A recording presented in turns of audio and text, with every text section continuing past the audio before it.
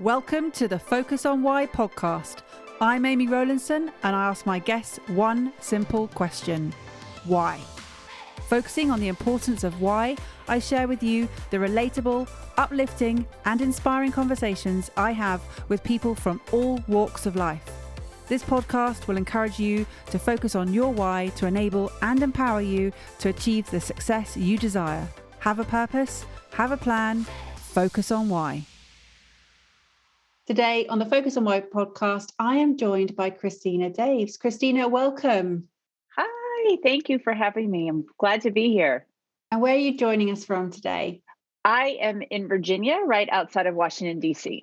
Fantastic. And nice weather today. We got sunshine. Beautiful weather. Spring in Virginia is gorgeous. And today is gorgeous.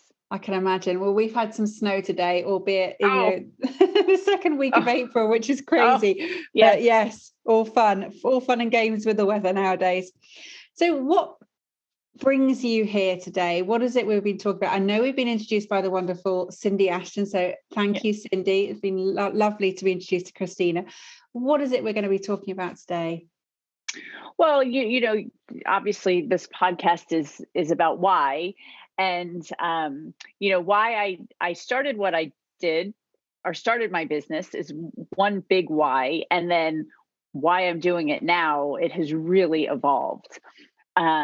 So my story starts out with I invented a product, fashion accessories for medical boots, those big, ugly, awful boots. And I had this great idea. I was in one and there was nothing on the market to make it look good. And I was like, okay, I'm going to create a fashion line for this. And I had done focus groups. I did everything I was supposed to do. So then I get the product, I have it manufactured, and I hired a retail expert who, you know, when you're starry-eyed and you're excited about what you're doing, he really did me wrong. I mean, he took a lot of money from me. In retrospect, though, had he not taken all my money, I wouldn't be where I am right now. So it does evolve. But I swore to myself when all of this was done and it happened that I would do everything I could to help people so that they didn't come across people like that. I always, we're all in business and we all charge fees. And, I've always given much more than I should. People are always saying, you don't charge enough. You don't. It's like, but I want to help people. I don't want them to get caught up with there are a lot of bad people in our world in the digital space, in the online space, there's just a lot of not good people out there. And that's how that started. So I started this company, PR for Anyone, because I got really good at getting exposure for my product because I had no money left for advertising. So PR is free. And when you're desperate, you'll do anything. So I got really good at it. And then people started asking me for help. And that's how I could help them, was because I figured out a super easy system to get in the media. And now my why with that is I love to see what happens to people's businesses when they land in the media. It's just, I love getting that phone call or that text or turning on my television, which is really fun, and seeing one of my clients there or a former client.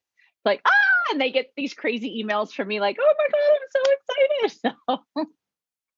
So what happened with the boot? Is it being given the boot or is it still there somewhere? It is still there, but I don't focus a lot on it. It's healandstyle.com. It still sells. It's still page one of Google. We did a lot of things right a long time ago, but my passion and my energy is in PR for Anyone, is in helping small businesses who can't afford PR firms, who, desperately need the visibility, especially now with our year of COVID. Everybody went online. Nobody has a strategy. Nobody knows what they're doing. So that media piece really allows somebody to differentiate themselves from everybody else. And that's when I get really excited, because once they land in the media, they've got that to go back to clients or customers, and it just elevates them.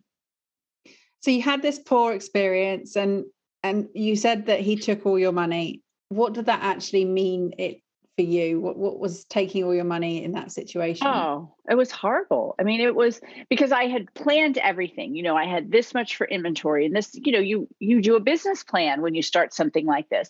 So this was my entire everything that was left.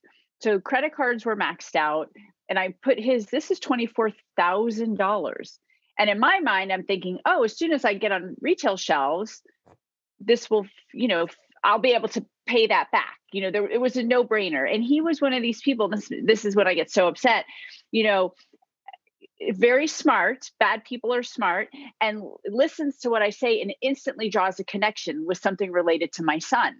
That we then had this wonderful conversation and then, like, oh, this guy's awesome. Well, this guy is not awesome. And he had me sending product to all these places. And this one name, for some reason, stuck in my head. This is a really funny story. And it kept coming back. And this was someone at QVC. And oh, QVC loves this. This is my good friend, John Smith. Send it to him. Well, lo and behold, 5 years later, I met John Smith at an event that I was speaking at. And I'm like, gosh, your name sounds so familiar. Are you sure we haven't met before? And I kept thinking, and I'm one of these crazy email hoarders.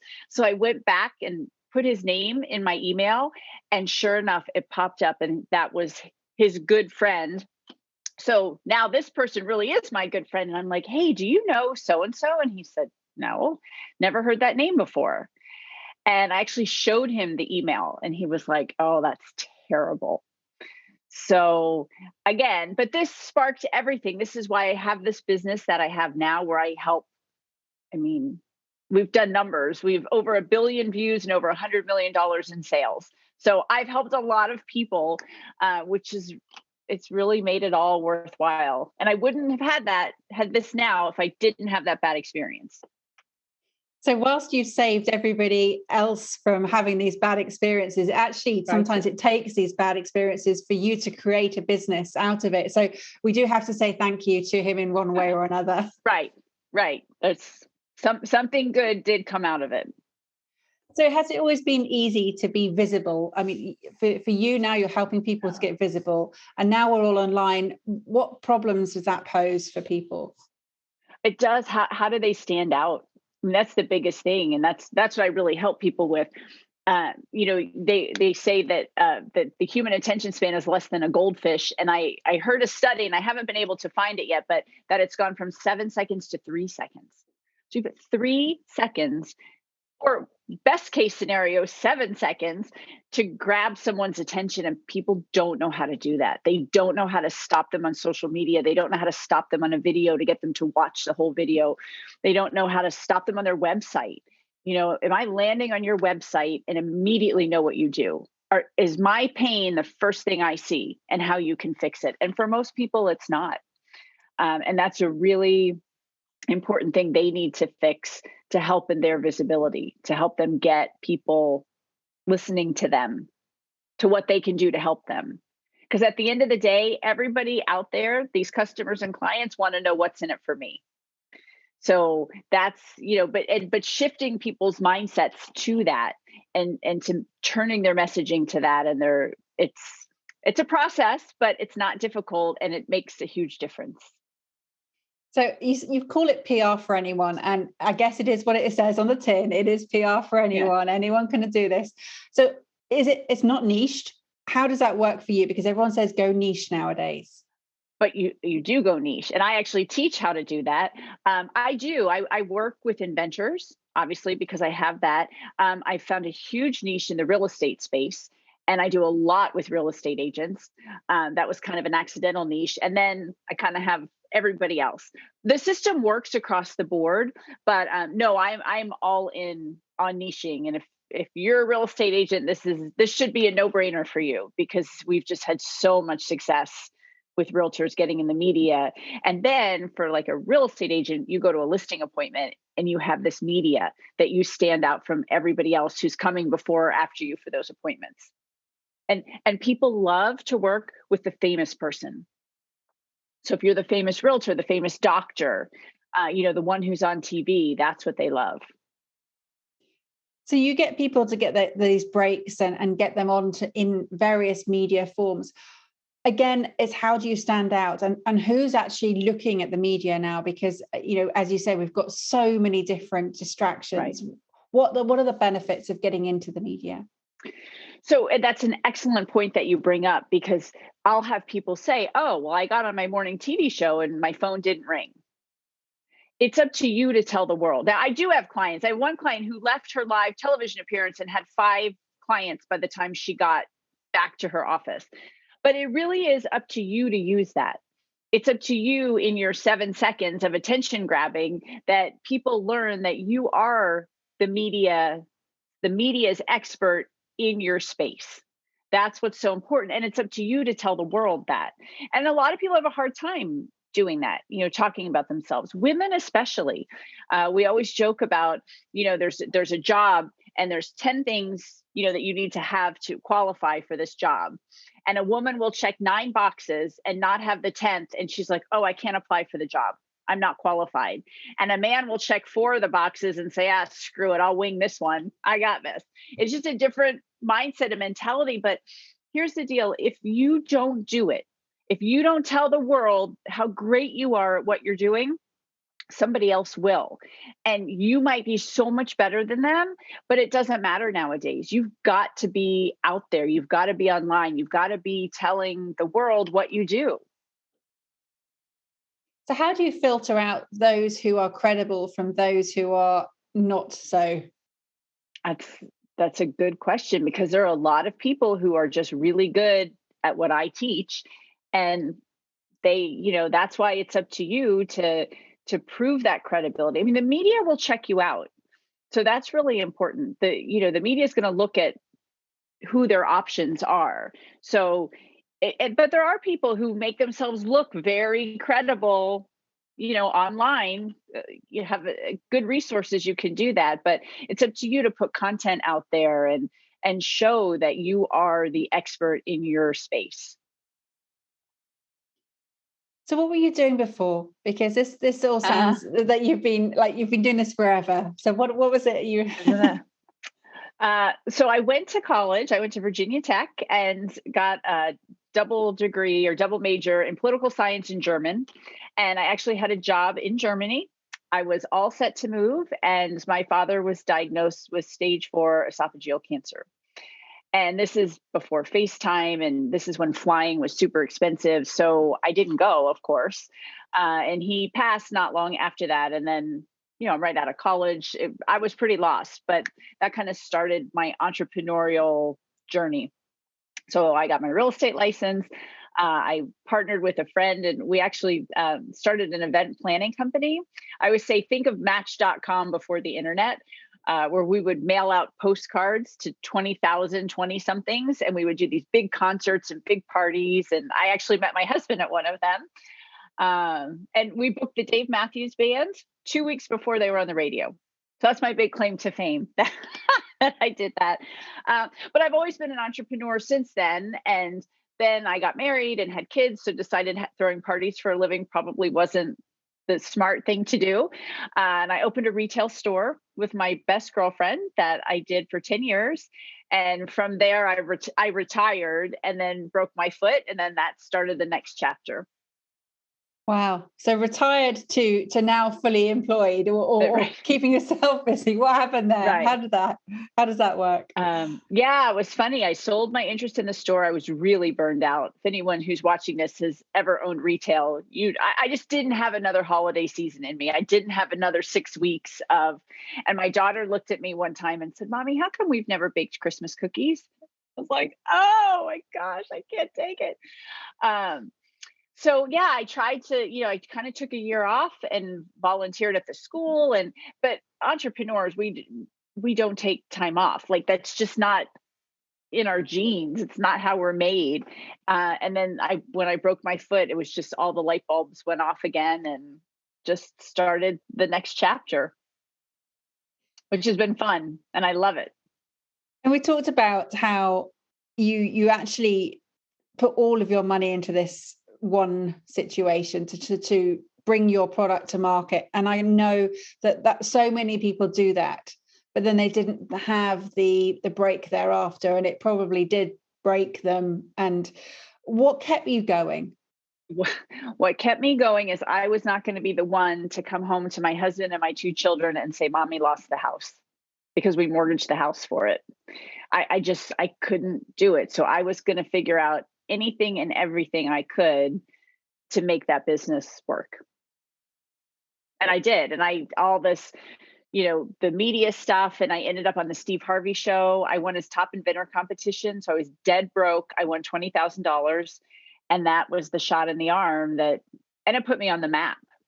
I mean, you're on Steve Harvey, you're syndicated. I was actually on 3 times because then Diana Ross broke her foot and I picked up the phone and reached out to her manager, and she wore my product when she sang for President Obama. Like, I've got pictures of her with the flower. And then I went back to the Steve Harvey show and said, hey, guess what? Diana Ross just, wore my product. So they did another segment on me, and then they did another segment. So by being smart about this and strategizing, you can really make this media work for you. And I walk the walk. That's super important. I do this. So we've all been there. You're at a conference and somebody's like, oh, you should do this and this and this. And you're like, oh, okay, so you've done it? No. I just know that's what you should do. It's like, no. That's not a good idea. So we've got quite a variety of people who are listening to this show from, at the moment, it's 82 different countries, and there's small enterprises, entrepreneurs, solopreneurs, and then there's other people who are as employees of larger companies. Mm-hmm. They're thinking, how is PR going to work for me? What is it that I could do? What are the different routes to getting into PR? Because the point is that you don't have to employ an agency that's going to cost a fortune. You don't. And once you learn it, you can have a VA do this stuff. It's just learning a system. It's my 3-step process. It's creating newsworthy story ideas. So how can you insert yourself into the conversation as the expert? And it's got to be valuable to an audience. Again, you got to get out of the me mentality. You've got to get into what's in it for the audience. So that's when you start thinking that way and pitching that way, it's a whole different ball game in terms of getting the yes versus just getting your email deleted. And then you need a hook. What's that subject line that's going to get the journalist to open your email, because they're going to get 500 emails a day. Think of your email box. And then it's finding that right person to pitch. And with Google, that is not hard to find. It's super easy. And if you want to be on TV, pick up the phone and call the newsroom. Hey, I've got a story about X, Y, and Z. Who would the best person be to send that to? And people are like, wait, what? I could do that? I'm like, yeah, call them. They're nice people. They need you. That's their job. And it's, as you say, it's about being in the right place at the right time and giving them the information. So saving them having to do all the research, saving them having to do all of that legwork. As you said, you went back to Steve Harvey and you said, hey, look, I've got this actual story for you, and it's great press for them, So again, it's like folding it all in together. And it does sound simple, but why aren't people doing it? Because they're afraid. People are afraid. I actually just did a 3-step video series on PR objections. So time is the first one. I don't have time to do this. And here's my response. You don't have time. And I say it's 10 minutes a day. It's not even 10 minutes a day. But if you can allot 10 minutes a day to have tens of thousands, hundreds of thousands, even millions of people learn about your business, you don't have time for that. Okay. Then the next one is fear, because they're so afraid of the media. And we just have to remember, media is 24/7, 365. Right? This is not the olden days of one newspaper in your community and 4 channels on the TV. I mean, we are inundated, right, with media. They need us more than we need them. So by giving them good story ideas, and then the last one is not knowing how to do it. And that's kind of what I just gave you. You have a newsworthy story, you hook them in on the subject line, make your pitch short, couple sentences. That's it. I had a news anchor that this is what happens when you really do this stuff. We got to be really good friends. Like, I've got phone numbers in my phone. I can text people. But she said, PR firms make it so easy for me because I just hit delete. Don't send me an email this long. I won't read it. So What's your pitch? Why is it good? Boom, boom, bullet points, statistics, whatever. And why are you the person to talk about it? And that's it. As much as you want to tell the whole story. And then people say to me, oh, I don't have time to write the article. You're not writing the article. You're giving a journalist an idea for an article, and they're going to call you and interview you. That's it. That's the time. You don't have to write an 800 word unless they ask you to, but that's very, very rare for that to happen. But then one of my clients was asked to write an article for the Washington Post because they didn't have a journalist qualified. It was really specific on selling houses using Facebook ads. So they needed him. So he actually got the byline in the Washington Post, but that was after the pitch. So you say a pitch, 2 sentences, and you've got to cram in as much as you can, but be specific. Value. You've got the hook, whatever your story idea is, why it's important to their audience. Here's some backup, like 3 bullet points. This study just came out and said this, boom, boom. And then, I've been in the industry for 20 years. Even if you're new, we just spin it a different way. Don't think, oh, I have to be in an industry for 20 years. The one who got the Washington Post article was a real estate agent who'd had his license for 2 weeks. 2 weeks. So you can be new, but what I always have my clients write a wow bio. We do it together because people don't realize what their wow is. And once we know that, I just talked to a woman this week, and at the end of the conversation, she's like, oh yeah, I consult on the Property Brothers TV show. Like, well, why wasn't that on your website? Why haven't I seen that on anything? She's like, oh, you're right. It probably should be. So it's like, we've got to pull the wow bio out. But for her to then, when she's going to say, when she pitches her story as a consultant on the Property Brothers TV show and blah, blah, blah, blah, blah, we show her expertise. That's all. Make it super easy for them. Story, backup, why you're the person for it. And why do we underestimate these skills like that, Christina? Because I hear that all the time. A lot of people come to me and when I'm coaching or working in podcasting, and they are very humble. And that's great. Having humility is a great quality. But when you need to actually share these things, nobody else is going to do it for you, right? Right. It is up to you, but you can do it in a way that's not, I don't think if you look at my stuff, I'm, push it in your face. Oh, I'm on TV and I do this. No, it's, hey, I got on TV. You can too. That's kind of when you shift it into a helpful type scenario. I had a coach who told me this years ago, and it really changed how I looked at things. She said, Christina, look at it as you're helping people by sharing your gift. Like, we all have a gift, and I have to hire other people for the gifts I don't have. So it's okay for me to have a business around a gift that I could share with you. There's nothing wrong with that. So when you look at it that way, that you're helping people, when I look at those numbers that we put together, the billion views and hundreds of millions of dollars in sales, I've helped a lot of people, right? They're getting exposure, they're making money, they're growing their business. And so when you shift it that way, it makes you feel a lot better. And you said right at the beginning about how you want to help people, and you just said it again now. It's all about helping people, and that you are so keen to help them that sometimes you just want to make it free because you just want to get it out there. But right. It's about that value of exchange of services, isn't it? And it's about understanding the value of how money works, how the energy around that works. How does it feel for you to help people, to empower them to know their worth? Yeah. It's you have to do that. And I always use like examples of, if you had laser eye surgery, are you going to go to the person who's going to, oh, I'll do that for free, or oh, I'll do it for $100. I'll do your eyes. Like, I don't think so. And same kind of thing. Go with where the value is, that you're going to get it, that you can make it back again. It's okay. And I have to tell my clients it's okay to be in business. We go to the grocery store, we pay for our food. That's, there's people who make money from working in that business, from the grocery store chain to the food people to the people working in the factories. So it's okay to know your worth, to know you're valuable. kind of part of the whole food chain. And if you have a gift that you can share with people that will then make them more successful, it's almost your duty to do that, to share those with the world. So with the new business now, Christina, do you have time to make Christmas cookies now? I do, except now my daughter's 21 and now we make mimosas together.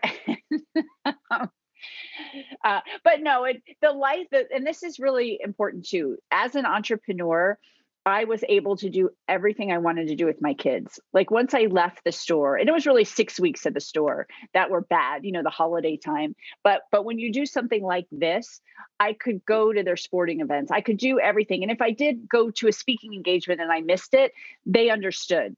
They see me working. They see what I do. They see that I love what I do, which is really important as you're raising, young adults going into the work world.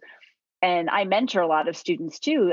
I tell them you're going to be at your office someday after COVID more than you're going to be with your family or your friends. You better love it. You need to have a good quality of life. And I do think that that generation is more keen on that, where we were like, work, we've got to just get a job and work. They're understanding culture and things like that. But it's very important and then if you're happy, you do better work too. And I'm with you, because that's the model, and the whole purpose of this show is to help people to understand why focusing on why is a great concept and understanding. Did you find it hard to come around to it? I mean, was it something that you've always known about purpose, or is it something that you've encountered more recently? But yes, definitely more recently. And I think as we get older and life happens and things happen around us, it really puts a lot of that into perspective, and that purpose is really important. You want to leave your mark on the earth. We're here a very short time. I want people to think, oh, I met her, I loved her, I worked with her, she's great, she's honorable, she's authentic. Those are the things you want. You don't want to be the shyster who took my 24 grand, who's got a lot of people lined up like me because I met them.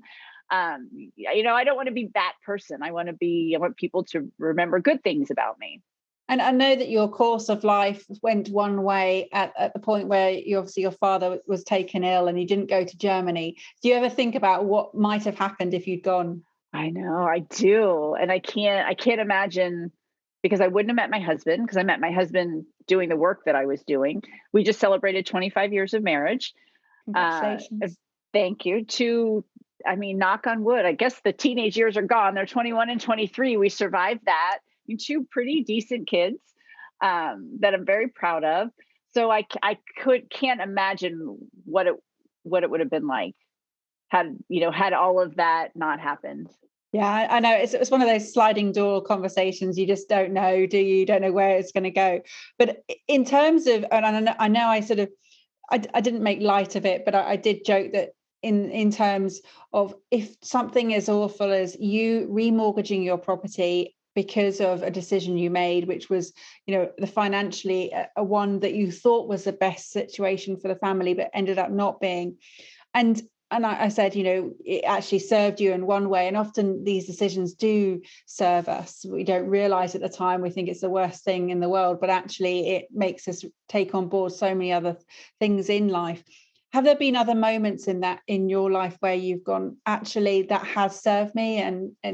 One of the greatest things that happened early on with the company, with Cosmetic Designs, was I applied for Shark Tank. And I went through, this is season 2. And I went through this process, like all the way through, from videos to interviews. There was one step left. And I remember, and they called, it was a beautiful April day. My husband was sitting out back. He had just poured me a glass of wine, and the phone rang, and it was an LA area code. So I was like, oh, that's them giving me my date. We were going to arrange our vacation around it. And it was the producers, but they were calling to tell me that ABC Sony had turned me down because there was a product in season 1 for regular boots, like a decorative thing. And they just thought it was too similar. And I'm telling you, I cried for 3 days because this is, at this point, there's no Steve Harvey yet. Like, this point, I am broke. This was going to be my big answer. Well, in retrospect, now that I watched every episode of Shark Tank 100 times, they would have eaten me alive because I was brand new. I had nothing. And then 5 months later, the Steve Harvey opportunity came about. And that was $20,000, no strings attached, on its, like Shark Tank, syndicated. So it kept being shown, people learned about me, and it was so much better than what would have happened on, I truly believe that. But I cried for 3 days. I remember when my son's friend came over and said, "Mrs. Daves, are you okay?" I'm like, "I'll be okay." Because that was it. I mean, I was broke. Like, this was the big, and that would have been that summer. I wasn't on Steve Harvey until November of that year. So it was getting really tight on money and bills. Yeah, I can imagine. And it is because of that you get to that point where you just pull out all the stops. Right. And everybody watching, and if you're new, you are going to fail. We all fail in business, entrepreneurs, solopreneurs. I mean, I failed so many times, I can't even tell you. but don't fail to the depths of despair. Cry for 3 days if you need to, but then you got to pull yourself up and say, okay, what's next? I liken the life of an entrepreneur to a pinball game. When you shoot the ball up and you're like, bing, bing, bing, bing, bing. I mean, I've had business plans that you think, oh, I've got it all figured out. And then it doesn't, page 5 doesn't work. So guess what? All the pages after that don't work. So you've got to rework it and figure it out. But don't beat yourself up if it doesn't work out exactly the way you thought. If you had told me in 2010 that in 2021 I would be a PR expert, like, I'm really good at what I do, and I became good at what I did out of desperation, like you said, I not in a million years. If you had told me I'd be speaking, I never even took public speaking in college. I was so afraid of it. That I speak in front of thousands. I'm on TV. I do interviews like this. I love it. I would have said, no way. So just know that your life can change in an instant for the better. And you don't even know it's better till you get there. Well, I'm a big fan of midlife beginnings, and as a fellow midlife beginner, yeah, I can see what you've done, and my kids are a little bit younger, but I am on the same track as you, Christina. It's fantastic to see. How would people get in contact with you, please? Yeah, I always joke on this when I do these podcasts. If you can't find me online, I have a big problem. But ChristinaDaves.com. And I'm super excited because this episode is coming out, and tonight we're doing an amazing training that will tie a lot of what I'm talking about in. And I know you're going to link to it, but it's captivateandcashin.com/training class. And even if you listen to this later, it's something that we do every 3 to 4 weeks. And it's an awesome training. I do it with Cindy Ashton, who you mentioned at the beginning. And we talk about messaging and social media and PR, and it's a great training. So if you watch this and you can't get on the training tonight, just go to the website and you'll see the next date, and then you can sign up for that one. Oh, fantastic. Well, I'll make sure it goes into the show notes as with all your other contact details as well. And like you say, if people can't find you, then there's something. It's a problem, right? Yeah. I got a big problem. And I've got this whole pinball sort of machine going around in my head now. And I feel like I'm having to try and pull that ball up, and it's going all different directions. It's such a great analogy there. It really is, because it is like that. And then just when you feel that you can't save that ball, you've got another opportunity, and off you go again. So no, I love that. It's brilliant.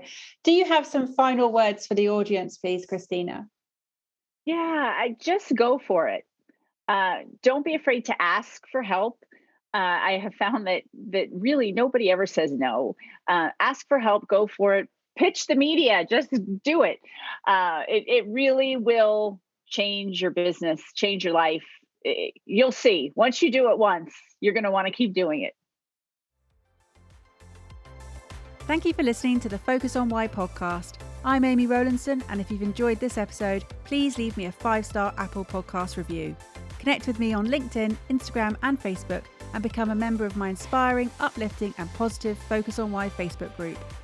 I help people to focus on their why with clarity, uniting their passion with their purpose with a plan to create the life they truly desire.